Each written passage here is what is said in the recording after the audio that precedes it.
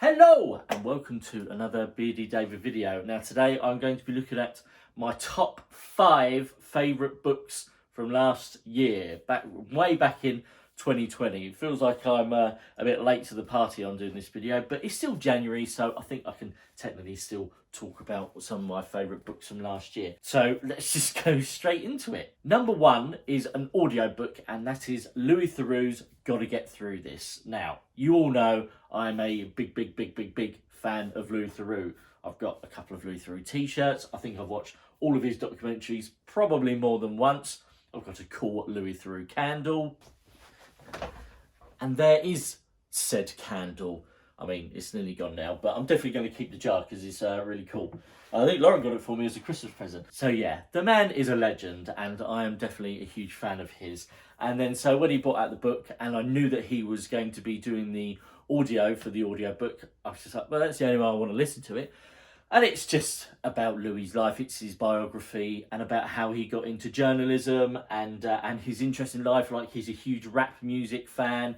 Probably wouldn't have thought about that about him, but he absolutely adores all of that stuff. And he's had a very interesting career. He's travelled all over the world doing documentaries. He's had some rubbish jobs. He's had some amazing jobs.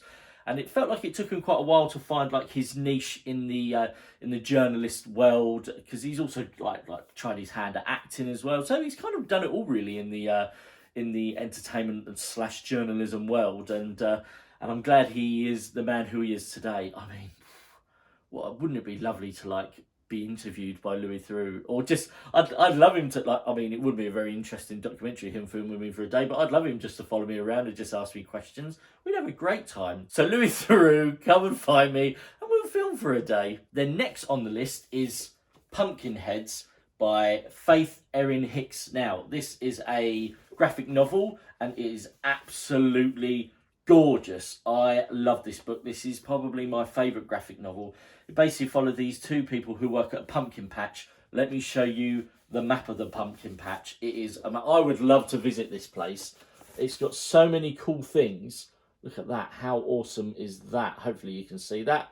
I'll find out in the edit whether that zoomed in or not. If not, I might have to take a photo and insert it. But yeah, so it followed these two friends, and they've been working at a pumpkin patch in America. I can't exactly remember where in America, but the place looks awesome. And they've been working there for years, so they only see each other, they only keep in contact when it's like when it's autumn and then the pumpkin patch is running. And this is going to be their last season at the pumpkin patch until they like go on into their adult lives. And it's basically about them realising that they love each other. And it's just such a heartwarming story, and it's so fun for the way they like visit all the pumpkin patch stalls and all the adventures that you get up to. It's just really nice, and it's just drawn beautifully. Look at that. It's just really nice. I mean, I've already shown you the map. I could just look at the map all day. And so when Lauren does her autumn cozy reading night, I always make sure I read this. It's pretty quick. I think it normally takes me about 45 minutes to an hour to get through, but it's so lovely, and it's just really heartwarming and nice, and it gives me all the autumnal feels that you really want to get from a graphic novel. So I really like this. And there's absolutely no surprise whatsoever that 3, 4 and 5 are all from the same author. So there we go. Let me just get you up, all 3 now. All from Nick Stone. Now, I found Nick Stone.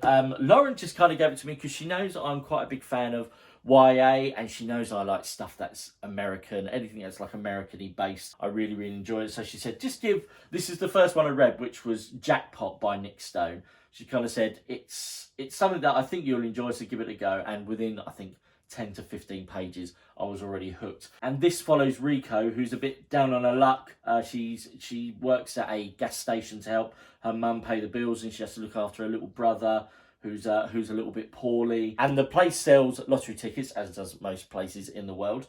And it just so happens that somebody who's bought a lottery ticket from there has won the lottery, and she thinks it's this old lady.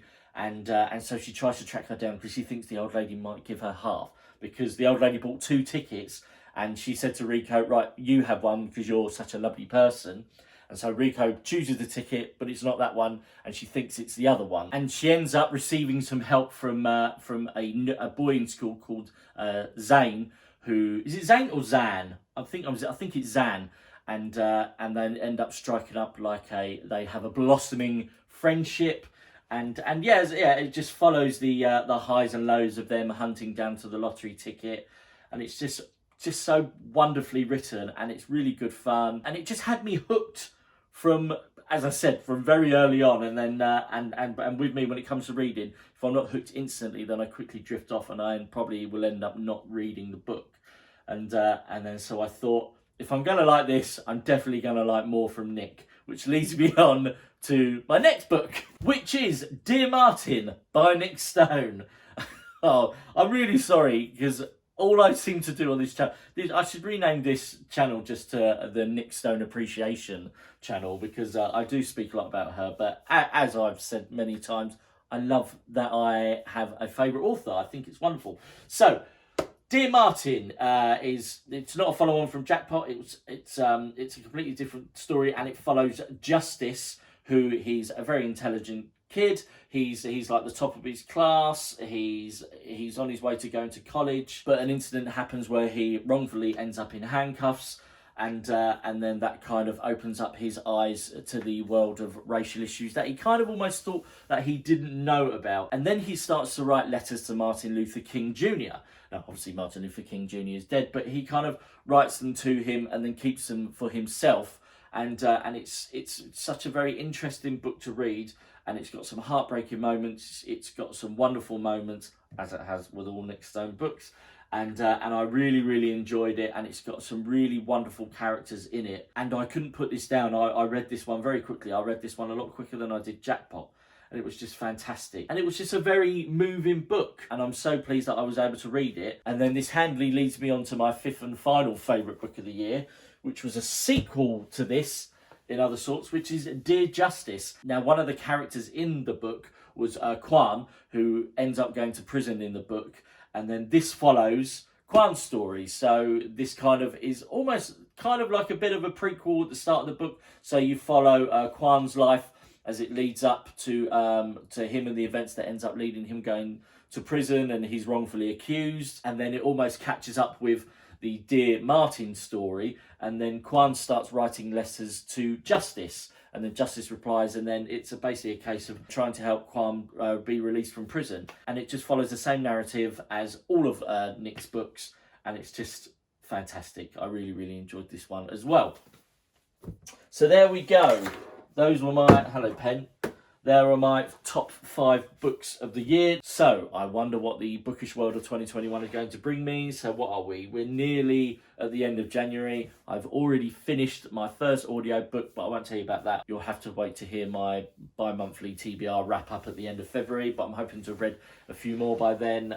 So I've actually already started my second and third books as well, another audio book and then one that I'm reading. So far so good. It's a good start to the year. I remember normally when I start my reading journey for the year, it starts off really slow, and I probably don't really start properly reading until like about March or April time. So I'm really glad that I'm already jumping into my book reading so early on in the year. So as always, thanks for watching, and I will see you all in the next video.